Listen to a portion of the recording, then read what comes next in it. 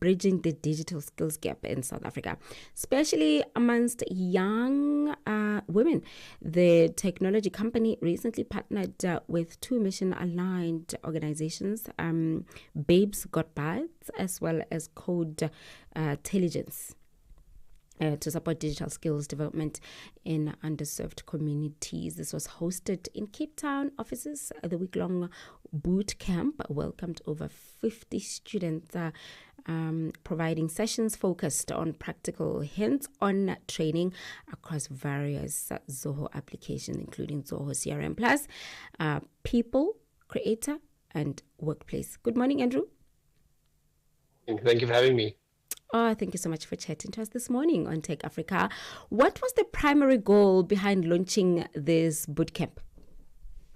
So the primary goal was to upskill these graduates, these youths, with the skills that's required for the workplace. Not only theoretical skills, as in understanding what the software can do, but actually building real life examples of what businesses would use. Mm-hmm. And with Zoho being a really good business software for SMEs, SMEs provide 7 out of 10 jobs in South Africa. So providing them with the skills on the Zoho software really puts them in a good position to actually go and get a job in the workplace.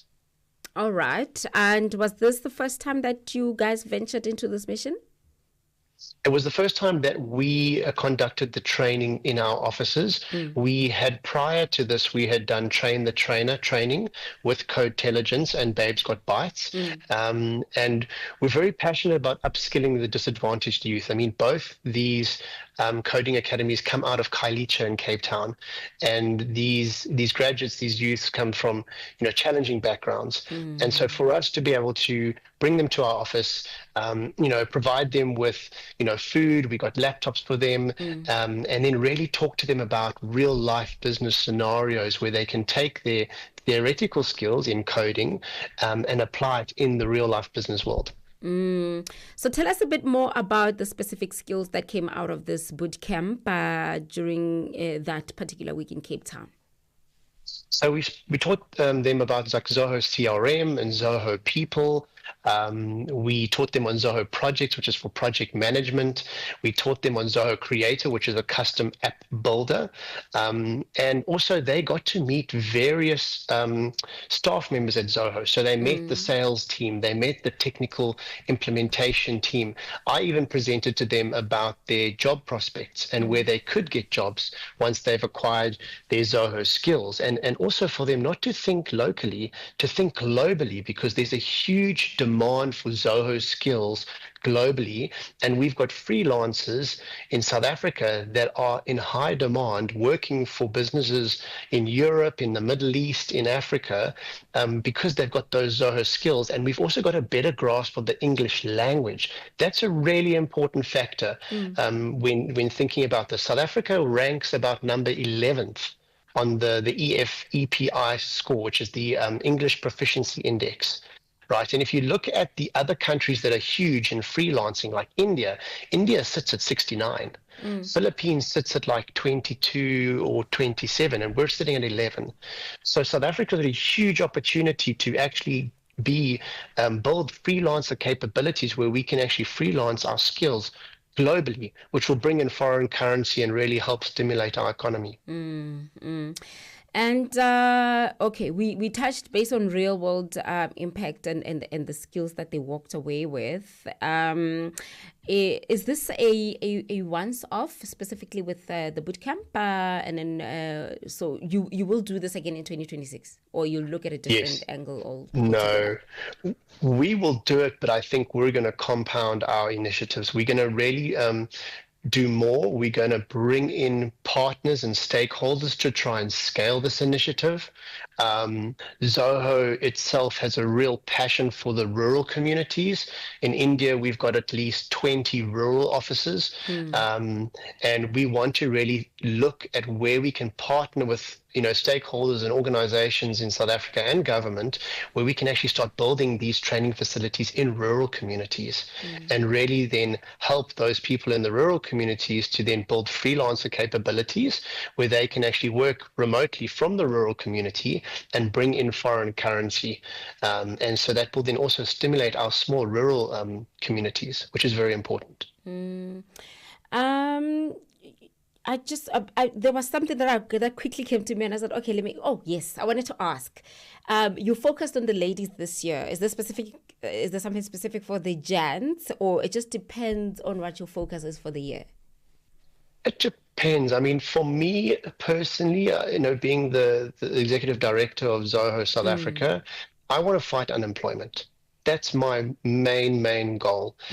In South Africa, our labor force is growing at about 550,000 people per year, right? We're only creating 265,000 jobs. So we're only creating half as many jobs as we need to create. So I want to try and really instill this mindset of think global. I want to upskill people with the skills that especially SMEs need. SMEs in South Africa make up 98% of all businesses. So if you want to look at what skills do you need to get it, with the highest likelihood of getting a job, look at what SMEs are using. What's the tech they're using? What services can you provide to SMEs? And then again, the freelancing capabilities. Understand how to project manage, how to put your skills onto Fiverr and Upwork, which are these global freelancer platforms. Build a portfolio of evidence, and then you can. I've got one gentleman who lives in Fish in Cape Town, incredible guy. He's probably the most in-demand Zoho developer in the world. He works for companies in Europe and British companies. And so there's a massive advantage for us to replicate that sort of case study in South Africa. You spoke about building a portfolio of evidence, and with initiatives like this one, I could be wrong. That's where you come in there to kind of assist there. Does this help in an effort to do that?